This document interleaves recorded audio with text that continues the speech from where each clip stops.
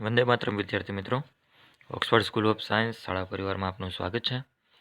સજીવનો પાયાનો એકમ ચેપ્ટર આપણે ભણી રહ્યા છીએ, જેમાં કોષ એટલે શું, ઉપરાંત કોષરસ પટલ, કોષ દિવાલ, કોષ કેન્દ્ર, આવા ટોપિકો વિશે આપણે અત્યારે સુધીમાં અભ્યાસ કર્યો. અને હવે આજે આપણે કોષરસ ઉપરાંત થોડાક પ્રશ્નો છે એ પ્રશ્નોનો અભ્યાસ કરીશું. આજનો લેક્ચર થોડોક નાનો રહેશે. આની પછી આપણે આવતા લેક્ચરમાં કોષીય અંગિકાઓ અને એના અલગ અલગ વિભાગો જે છે એના વિશે આપણે વિસ્તૃતમાં માહિતી લેવાની છે. તો મિત્રો, ચાલો જે આજે આપણે 20મા નંબરના પ્રશ્નથી શરૂઆત કરીએ. જે પ્રશ્ન આપણને શું કહે છે પહેલાં જોઈ લઈએ. પ્રશ્નને વાંચીએ, ધ્યાન આપજો. એમાં થોડુંક ઝૂમ કરું છું હું. ઓકે, ક્લિયર આપણને હવે લગભગ દેખાતું હશે. પ્રશ્નને જોઈએ આપણે કે સુકોષ કેન્દ્રી કોષનું કોષ કેન્દ્ર સમજાવો. આવો પ્રશ્ન આપણને પૂછાઈ શકે 4 ગુણમાં. અથવા કોષ કેન્દ્ર પટલ અને રંગસૂત્રીય દ્રવ્ય સમજાવી કોષ કેન્દ્રના કાર્ય લખો. આ રીતનો આપણને પ્રશ્ન પૂછે. તો મિત્રો, આપણે સુકોષ કેન્દ્રી કોષનું કોષ કેન્દ્રના 2 ભાગ પાડી આપે તો એક કોષ કેન્દ્ર પટલ અને બીજું છે રંગસૂત્રીય દ્રવ્ય. હવે સુકોષ કેન્દ્રી કોષ હોય એ બધા જીવંત કોષો હોય અને આપણે એમ કહીએ કે સુકોષ કેન્દ્રીય કોષો છે, બરાબર.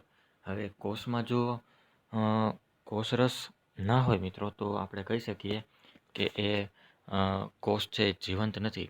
પણ જો એમાં આપણને કોષરસ જોવા મળે તો એ કોષ સજીવ છે અથવા જીવંત છે એમ કહી શકીએ. તો આવા જીવંત કોષો છે એ જીવંત કોષોમાં કોષ કેન્દ્ર હોય છે મિત્રો. અને આપણે ભણી ગયા છીએ કે એ જે કોષ કેન્દ્ર છે એ કોષ કેન્દ્રને પણ પોતાનું એક બાહ્ય કવચ હોય છે, જેને કોષ કેન્દ્ર પટલ તરીકે ઓળખવામાં આવે છે. ઉપરાંત આ કોષ કેન્દ્ર પટલની અંદરના ભાગમાં આપણે જાણ્યું કે એમાં રંગસૂત્રીય દ્રવ્ય આવેલા હોય છે, બરાબર. અને એ જે રંગસૂત્ર હોય છે, રંગસૂત્ર કેટલા હોય છે? તો કે 46 રંગસૂત્રો હોય છે. આવા 46 રંગસૂત્રો આપણે જોઈ ગયા કે 23 માતા તરફથી મળે છે અને 23 પિતા તરફથી મળે છે. તો આ રંગસૂત્રીય દ્રવ્યો છે મિત્રો, એના વિશે તેમજ કોષ કેન્દ્ર પટલ વિશે આપણે અત્યારે જો વાત કરીએ તો પ્રથમ મુદ્દો આપણો કોષ કેન્દ્ર પટલમાં શું કહે છે આપણને કે કોષ કેન્દ્ર બહારની તરફ દ્વિસ્તરીય આવરણ ધરાવે છે. તેને કોષ કેન્દ્ર પટલ તરીકે ઓળખવામાં આવે છે, બરાબર. આપણને ખબર છે મિત્રો, કોઈ કોષ કેન્દ્ર છે એ બહારની તરફ આવરણ ધરાવે છે, બરાબર. પણ કેવું તો કે દ્વિસ્તરીય આવરણ ધરાવે છે, જેને કોષ કેન્દ્ર પટલ તરીકે ઓળખવામાં આવે છે.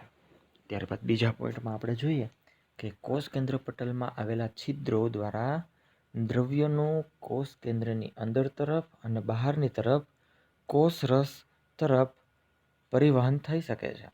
એટલે કે એની અંદર જે છિદ્રો આવેલા છે કોષ કેન્દ્ર પટલની અંદર, તેના દ્વારા દ્રવ્યોનું વિનિમય થઈ શકે છે, આપલે થઈ શકે છે, એમ આપણે કહી શકીએ, બરાબર. અહીં આપણને આકૃતિ દ્વારા દર્શાવેલું છે કે આ જે આકૃતિ છે માત્ર માહિતી માટે છે. હકીકતે કોષ આ રીતના ન હોય, ગોળાકાર ના હોય, પણ અહીંયા એના કેન્દ્ર તરીકે આપણને દર્શાવેલું છે. એટલે આ માહિતી અને આ આકૃતિ એના માટેની છે. તો ચાલો જે જોઈએ, આપણને ધારી લો કે આ એક કોષ છે મિત્રો, બરાબર. હવે આ કોષનું એક કેન્દ્ર છે મિત્રો. કોષ છે એ કોષનું જો અહીંયા આપણને લખેલું છે કે આ કોષ કેન્દ્ર છે. આગળ વધીએ મિત્રો.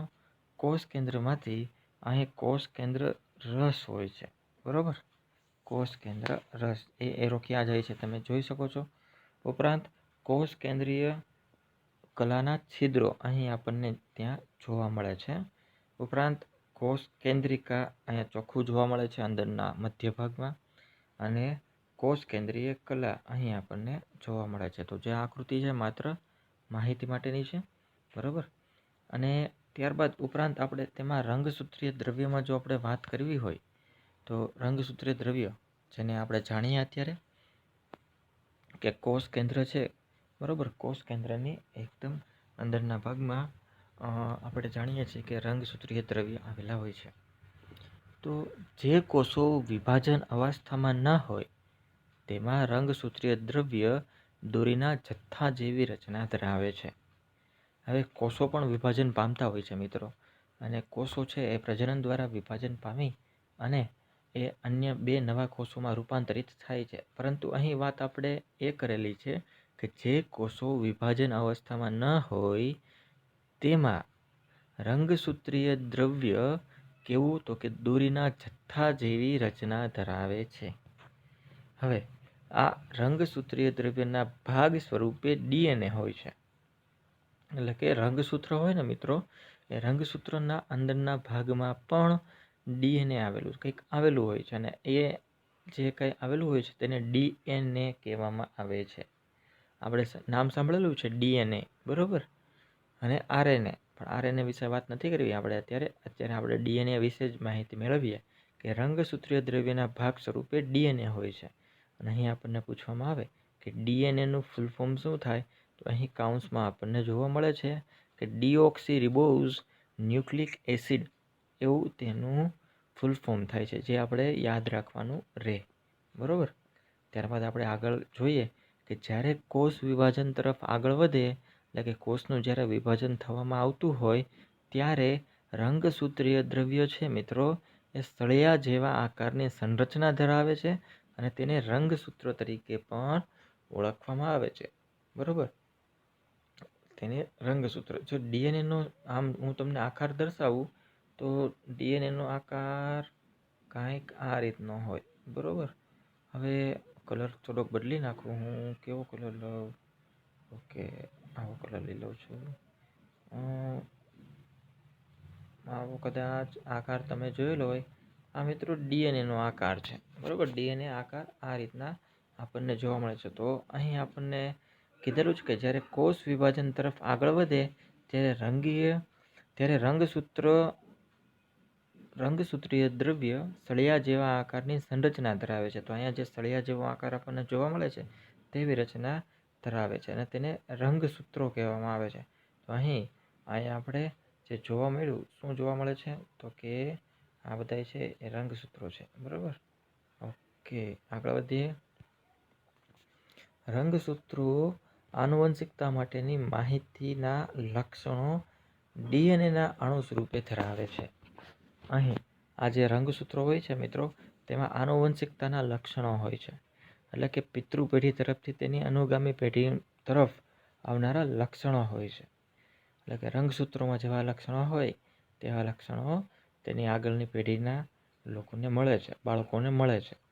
હવે આ જે ડીએનએ છે મિત્રો, બરાબર, હવે એની અંદર આપણે જોયું કે રંગસૂત્રો આવેલા હોય છે, બરાબર. ઉપરાંત આપણે જોયું કે રંગસૂત્રો કેટલા હોય છે, 46 હોય છે, બરાબર. એમાંથી જે પ્રબળ રંગસૂત્રો હોય મિત્રો, બરાબર, એ પ્રબળ રંગસૂત્રો જે હોય એના લક્ષણો પિતૃ પેઢીમાંથી એ અનુગામી પેઢી તરફ આગળ વધતા હોય છે. એટલે કે માતા પિતામાંથી બાળકો તરફ આગળ વધતા હોય છે, અને એના જેવું સંતાનના લક્ષણો જોવા મળે છે.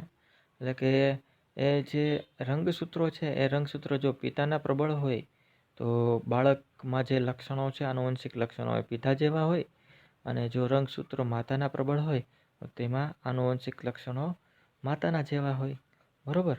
એટલે કે આ રીતના રંગસૂત્રો આનુવંશિકતા માટેની માહિતી ડીએનએના અણુ સ્વરૂપે ધરાવે છે, અને એ આગળ વધે છે. એ રીતના આગળ વધીએ મિત્રો કે રંગસૂત્રો ડીએનએ અને પ્રોટીનના બનેલા હોય છે, બરાબર. તો આવો પણ પ્રશ્ન આપણને પૂછવામાં આવે એક ગુણમાં કે રંગસૂત્રો શેના બનેલા હોય છે, તો કે એ ડીએનએ અને પ્રોટીનના બનેલા હોય છે. આગળ વધીએ. ડીએનએ અણુઓ કોષના બંધારણ અને આયોજનની આવશ્યક માહિતી ધરાવે છે, બરાબર. હવે ડીએનએના કાર્યકારી ટુકડાને જનીન તરીકે ઓળખવામાં આવે છે. ડીએનએનો જે ટુકડો હોય મિત્રો, બરાબર, એને જનીન તરીકે ઓળખવામાં આવે છે, પણ કેવો હતો કે કાર્યકારી. ઓકે, હવે કોષ કેન્દ્રના કાર્યો વિશે આપણે માહિતી મેળવીએ. તો કે કોષ કેન્દ્ર શું કાર્ય કરે છે, તો મેં પ્રથમ કીધેલું છે કે કોષ કેન્દ્ર છે એ કોષમાં થતી વિવિધ ક્રિયાઓનું નિયમન કરે છે, કંટ્રોલ કરે છે, એમ પણ આપણે કહી શકીએ. બીજા નંબરે કે તે કોષીય પ્રજનનમાં કેન્દ્રસ્થ ભાગ ભજવે છે. કોણ? કોષ કેન્દ્ર. કોષ કેન્દ્ર કોષીય પ્રજનનમાં કેન્દ્રસ્થ ભાગ ભજવે છે. આ પ્રક્રિયાને કારણે એક કોષના વિભાજનથી 2 નવા કોષ બને છે. ત્રીજા નંબરે જોઈએ કોષ કેન્દ્રના કાર્યમાં કે કોષની રાસાયણિક પ્રવૃત્તિ દ્વારા કોષનો વિકાસ થાય અને તે પરિપક્વતા તરફ આગળ વધે તે માટે કોષ કેન્દ્ર અગત્યનો ભાગ ભજવે છે. એટલે કે રાસાયણિક પ્રવૃત્તિ દ્વારા કોષનો વિકાસ થાય અને એ કોષ જ્યાં સુધી પરિપક્વ થાય ત્યાં સુધી કોષ કેન્દ્ર એ ખૂબ જ અગત્યનો ભાગ ભજવતું હોય છે. આગળ વધીએ કે રંગસૂત્રમાં રહેલ ડીએનએ, જેને આપણે જનીન તરીકે ઓળખીએ, ડીએનએના અણુઓ વારસાગત લક્ષણોની માહિતી ધરાવે છે. તે દ્વારા વારસાગત લક્ષણોનું અનુગામી એટલે કે આગામી પેઢીમાં વહન થાય છે. ફોર એક્ઝામ્પલ તરીકે કેવું હોય તો પિતામાંથી બીજી પેઢી પુત્રમાં તેના લક્ષણોનું વહન થવું. ઓકે, હવે ત્યારબાદ આપણે આગળનો પ્રશ્ન જોઈએ કે ટૂંક નોંધ લખો. કોના વિશે? તો કે રંગસૂત્ર વિશે. તો અહીં આપણને કીધેલું છે કે આગળનો જે આપણે 20મા નંબરનો પ્રશ્ન જોયો તેમાં રંગસૂત્રીય દ્રવ્યની સમજૂતી જે છે એ આપણી ટૂંક નોંધ સ્વરૂપે આપણે 2 ગુણમાં લખી શકીએ જવાબમાં. એટલે કે રંગસૂત્રોની જે માહિતી આપણને જોવા મળી છે આ બીજા નંબરે રંગસૂત્રીય દ્રવ્ય એ 2 માર્ક્સમાં આપણે એટલું લખી શકીએ. ત્યારબાદ 22મા નંબરના પ્રશ્નમાં આપણને એમ કહે છે કે કોષ કેન્દ્ર આધારે સજીવ કોષોના પ્રકાર સમજાવો. તો જવાબમાં આપણે કહીએ કે કોષ કેન્દ્ર આધારે સજીવ કોષોના 2 પ્રકાર છે. પહેલો પ્રકાર આદિકોષ કેન્દ્રીય કોષ અને બીજો સુકોષ કેન્દ્રીય કોષ. બરોબર, તો આદિકોષ કેન્દ્રીય કોષ અને સુકેન્દ્રીય કોષ, બરોબર, એના વિશે માહિતી આપણે મેળવીએ. ચાલો જે જોઈએ કે આદિકોષ કેન્દ્રીય કોષ એ કોષ કેન્દ્ર પટલની ગેરહાજરીને કારણે કોષનો કોષ કેન્દ્રીય પ્રદેશ ઓછો વિકાસ પામેલો હોય છે. તો કે આદિકોષ કેન્દ્રીય કોષ એટલે શું? એમાં શું કીધું આપણને મિત્રો કે એમાં કોષ કેન્દ્ર પટલની ત્યાં ગેરહાજરી હોય છે. એટલે કે કોષ કેન્દ્ર પટલ એટલે કે કોષની એકદમ બહારનું આવેલું જે આવરણ હોય છે ત્યાં તેની ગેરહાજરી હોય છે અને તેની ગેરહાજરીને કારણે એ જે કોષ છે એ કોષનો કોષ કેન્દ્રીય પ્રદેશ ઓછો વિકાસ પામેલો હોય છે. જ્યારે સુકોષ કેન્દ્રીય કોષ હોય છે મિત્રો, તેમાં કોષ કેન્દ્ર પટલની હાજરી હોય છે અને આ હાજરીને કારણે કોષ કેન્દ્રીય પ્રદેશ વિકસિત હોય છે. આગળ વધીએ મિત્રો. આદિકોષ કેન્દ્રીય કોષમાં તેમાં પ્રાથમિક કોષ કેન્દ્ર હોય છે, જ્યારે સુકોષ કેન્દ્રીય કોષમાં સુવિકસિત કોષ કેન્દ્ર હોય છે. આગળ વધીએ. આદિકોષ કેન્દ્રીય કોષ તેમાં અવિકસિત કોષ કેન્દ્રીય પ્રદેશમાં માત્ર ને માત્ર ન્યુક્લિક એસિડ આવેલું હોય છે અને તેને ન્યુક્લોઇડ તરીકે ઓળખવામાં આવે છે. બરોબર, જ્યારે સુકોષ કેન્દ્રીય કોષમાં ન્યુક્લિક એસિડ અને પ્રોટીનના બનેલા રંગસૂત્રોનું આયોજન થયેલું હોય છે. બરોબર, તો અહીંયા તફાવતના મુદ્દા સ્વરૂપે પણ આપણે આને આદિકોષ કેન્દ્રીય કોષ અને સુકોષ કેન્દ્રીય કોષને સમજી શકીએ.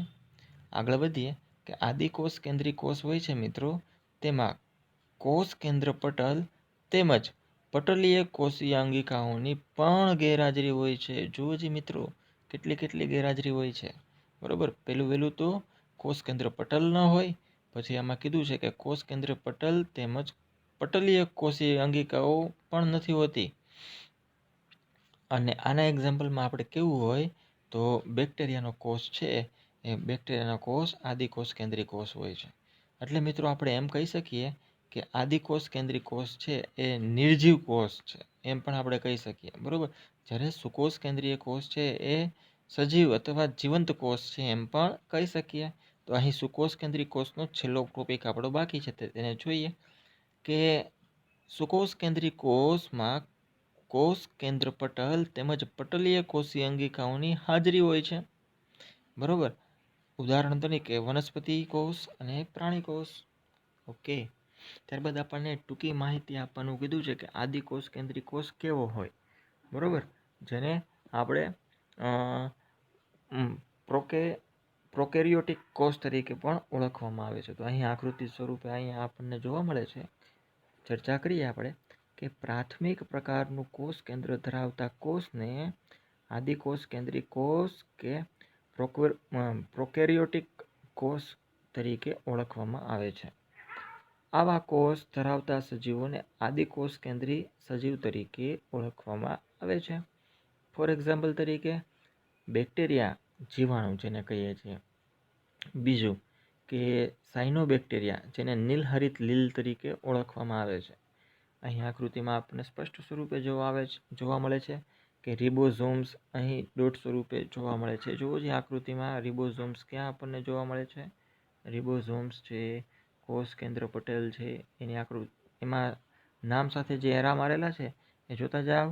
ન્યુક્લિયોઇડ છે, ત્યારબાદ એની કસા છે, કોષ દિવાલ છે અને પીલી, આ બધું ક્યાં ક્યાં સ્થાન ધરાવે છે એ આપણને ચોખ્ખું કોષમાં જોવા મળે છે, આદિ કોષ કેન્દ્રીય કોષ. આગળ વધીએ કે અહીં જે આદિકોષ કેન્દ્રીય કોષ છે તેમાં કોષ કેન્દ્ર પટલના અભાવને કારણે કોષનો કોષ કેન્દ્રીય પ્રદેશ ઓછો વિકસિત થયેલ હોય છે. બરોબર. આ અવિકસિત કોષ કેન્દ્રીય પ્રદેશમાં માત્ર ને માત્ર ન્યુક્લિક એસિડ આવેલું હોય છે અને તેને ન્યુક્લિયોઇડ તરીકે ઓળખવામાં આવે છે, જે આપણે પાછળના પ્રશ્નમાં પણ અભ્યાસ કરી ગયા. આગળ વધીએ મિત્રો કે વિવિધ પટલમીય અંગિકાઓ, કણાભસૂત્ર, હરિતકણ, ગોલ્ગી પ્રસાધન, અંતઃકોષરસ જાળ વગેરેનો અભાવ હોય છે. ઉપરાંત વિવિધ પટલમીય અંગિકાઓના અભાવે અંગિકા દ્વારા થતા ઘણા કાર્યો કોષરસીય ભાગો દ્વારા નિર્બળ રીતના આયોજન પામે છે. એટલે કે અહીં આવા કોષો નિર્બળ હોય છે. બરોબર. ઉપરાંત પ્રકાશ સંશ્લેષી બેક્ટેરિયા એટલે કે આદિકોષ કેન્દ્રી સજીવોમાં ક્લોરોફિલ કોષરસ પટલની પુટિકા એટલે કે કોથળી જેવી રચનામાં હોય છે. સમજાણું? પ્રકાશ સંશ્લેષી બેક્ટેરિયા હોય છે એ પ્રકાશ સંશ્લેષી બેક્ટેરિયામાં ક્લોરોફિલ કોષરસીય પટલની કોથળી જેવી રચનામાં એ જોવા મળતા હોય છે. બરાબર. અહીંયા આપણને માત્ર જાણકારી માટે આપેલું છે કે કોષમાં 70 એસ એટલે સ્વેડબર્ગ એકમ પ્રકારના રિબોઝોમ આવેલા હોય છે. રિબોઝોમ એસ, બરોબર. રિબોઝોમ જો રિબોઝોમ આપણને જોવા મળે છે કે એ જે રિબોઝોમના ટપકા જોવા મળે છે એ કેટલા હોય છે? 70 જેટલા એમાં જોવા મળે છે. બરોબર. હવે આપણે નવા ટોપિક તરફ આગળ વધીએ મિત્રો, કોષરસ વિશે. આપણે જોઈએ ત્યાં અગાઉથી આપણે કોષ વિશે જ્યારે અભ્યાસ ચાલુ કર્યો મિત્રો, ત્યારે આપણને ખબર હતી કે કોષ હોય છે, કોષની સૌથી બહારના ભાગને કોષરસ પટલ કહે છે. બરોબર. પછી કોષરસ પટલ છે મિત્રો, એ કોષરસ પટલ પ્રાણીઓમાં મુખ્યત્વે જોવા મળે છે, સજીવોમાં. બરોબર. ઉપરાંત જે કોષરસ પટલની બહારના ભાગમાં કોષીય દિવાલ આવેલી છે, કોષ દિવાલ, એ વનસ્પતિઓમાં જોવા મળે છે.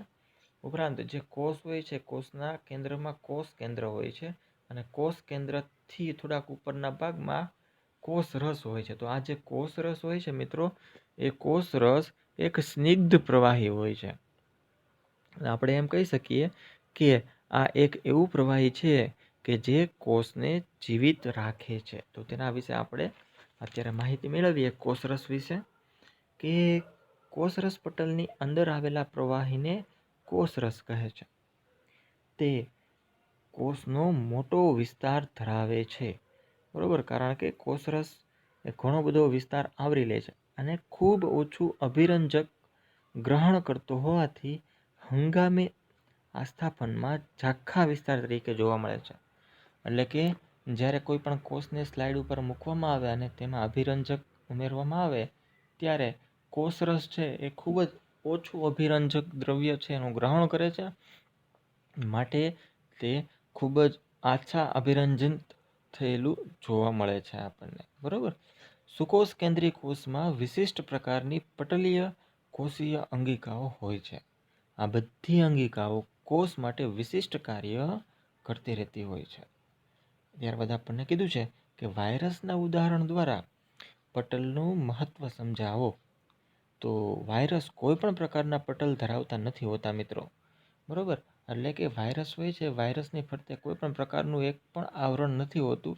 માટે તે નિર્જીવ ભૂમિકા ભજવે છે. જ્યાં સુધી વાયરસ વાતાવરણમાં હોય ત્યાં સુધી તે નિર્જીવ રહે છે. જેવો વાયરસ કોઈ પણ પ્રકારની શરીરમાં દાખલ થાય, અથવા આપણે એમ કહીએ કે વાયરસ જેવો કોઈ પણ જીવિત વસ્તુમાં દાખલ થાય, જીવિત પ્રાણીઓમાં કે જીવિત વસ્તુઓમાં કોઈ પણ દાખલ થાય એટલે તરત તે જીવંત થઈ જાય છે અને તેનું પોતાનું વિભાજન કરવા મળે છે. અને એ રીતના એ કોઈ પણ જીવિત વસ્તુ છે તેને વાયરસને લગતી બીમારીઓ લાગુ પડતી હોય છે. એટલે આપણે અહીંયા શું સમજ્યા કે વાયરસ કોઈ પણ પ્રકારનું પટલ ધરાવતો નથી, એટલે કે કોઈ પણ પ્રકારનું કવચ ધરાવતો નથી, તેથી તે જીવંત લાક્ષણિકતા ધરાવતો નથી, બરાબર. વાયરસ જીવંત શરીરમાં જ્યાં સુધી દાખલ થઈ અને કોષીય યાંત્રિકી દ્વારા ગુણન ન થાય ત્યાં સુધી જીવંતતા દર્શાવતો નથી. એટલે કે જ્યાં સુધી જીવંત શરીરમાં, કોઈ પણ શરીર હોય, જીવંત શરીરમાં જ્યાં સુધી દાખલ થઈ અને તે વિભાજન ન પામે ત્યાં સુધી તે મૃત્યુ અવસ્થામાં હોય છે. અને શરીરમાં દાખલ થાય કે તરત જ તેનું વિભાજન થઈ અને તે સજીવ થઈ જાય છે અને તે આડઅસરો જે કાંઈ સજીવોમાં હોય તે ઉત્પન્ન કરવા મળે છે. આમ જીવિતતા માટે પટલ મહત્વનું છે એ સમજાણું, બરોબર.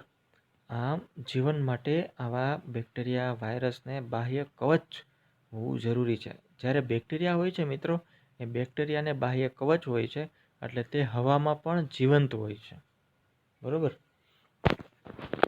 આગળ આપણને અહીં આપેલું છે એક લખાણ સંબંધિત પ્રશ્ન કે નીચે આદિકોષ કેન્દ્રી કોષો અને સુકોષ કેન્દ્રી કોષોના તફાવત આપેલા છે, તેમાં રહેલી ખાલી જગ્યા પૂરો. તો આદિકોષ કેન્દ્રી કોષ અને સુકોષ કેન્દ્રી કોષ એમ બંને આપેલા છે. પ્રથમ આદિકોષ કેન્દ્રીમાં જ લઈએ આપણે, તો કે આદિકોષ કેન્દ્રી કોષ હોય છે તેનું કદ સામાન્ય રીતના નાનું હોય છે. નાનું એટલે કેટલું?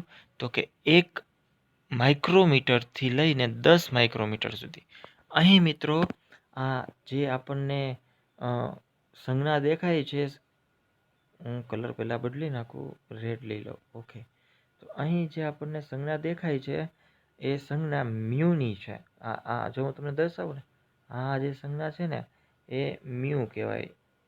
અને ગુજરાતીમાં મારે લખવું છે તો હું અહીંથી લખું, ઓકે. Mu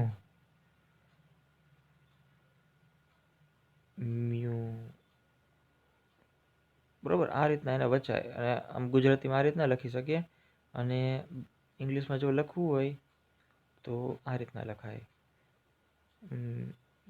mu. ઓકે, ઇંગ્લિશમાં આપણે અત્યારે રહેવા દઈએ, આમાં હરખું લખાતું નથી, બરાબર. ઓકે, તો એ જે સિમ્બોલ આપણને દર્શાવે છે, આવી રહ્યું, આ વાંચવું હોય તો અને આ રીતના વચાય, માઇક્રોમીટર, બરાબર. માઇક્રોમીટર એમ છે એ મીટર દર્શાવે છે અને એની આગળની સંજ્ઞા છે એ માઇક્રો દર્શાવે છે. એટલે કે આદિકોષ કેન્દ્રી કોષ હોય છે મિત્રો, એ 1થી તે લઈને 10 માઇક્રોમીટર જેટલી સાઇઝ ધરાવે છે. અહીં 1 માઇક્રોમીટર બરાબર 10⁻⁶ મીટર જેટલું માપ થાય. જ્યારે સુકોષ કેન્દ્રી કોષ હોય છે મિત્રો, તે પ્રમાણમાં મોટા હોય છે. મોટા એટલે કેટલા? તો કે 5 માઇક્રોમીટરથી 100 માઇક્રોમીટર જેટલા. આગળ વધીએ કે કોષ કેન્દ્રીય પ્રદેશ હોય છે આદિકોષ કેન્દ્રી કોષનો, તે ઓછો વિકાસ પામેલો હોય છે. આ અવિકસિત કોષ કેન્દ્રીય પ્રદેશમાં ન્યુક્લિક એસિડ ધરાવે છે. તે ન્યુક્લિયોઇડ તરીકે પણ ઓળખવામાં આવે છે. તો અહીં ખાલી જગ્યા આપણે પૂરી, જેનો જવાબ અહીંયા નીચે ઉત્તર સ્વરૂપે આપેલો છે. સામે સુકોષ કેન્દ્રીય કોષ હોય છે, તે કોષીય કેન્દ્રીય પ્રદેશ તેનો સુસ્પષ્ટ અને કોષ કેન્દ્ર પટલ દ્વારા આવૃત હોય છે. આગળ વધીએ કે આદિકોષ કેન્દ્રી કોષ રંગસૂત્ર તેમાં એકલ હોય છે, સિંગલ હોય છે. જ્યારે આપણા સુકોષ કેન્દ્રીય કોષમાં એક કરતાં વધારે રંગસૂત્રો આવેલા હોય છે. ચોથા નંબરે જોઈએ પટલીય અંગિકાઓની ગેરહાજરી ધરાવે છે આદિકોષ કેન્દ્રીય કોષ, જ્યારે સુકોષ કેન્દ્રીય કોષ હોય છે તે પટલમય અંગિકાઓની હાજરી ધરાવે છે. તો અહીં મિત્રો આપણે આ લેક્ચરને પૂર્ણ કરીએ છીએ. ઉપરાંત હવે આપણે નેક્સ્ટ લેક્ચરમાં આપણે કોષીય અંગિકાઓ વિશે વિસ્તૃત માહિતીનો અભ્યાસ કરીશું. તો અસ્તુ, આભાર, જય હિન્દ, જય ભારત.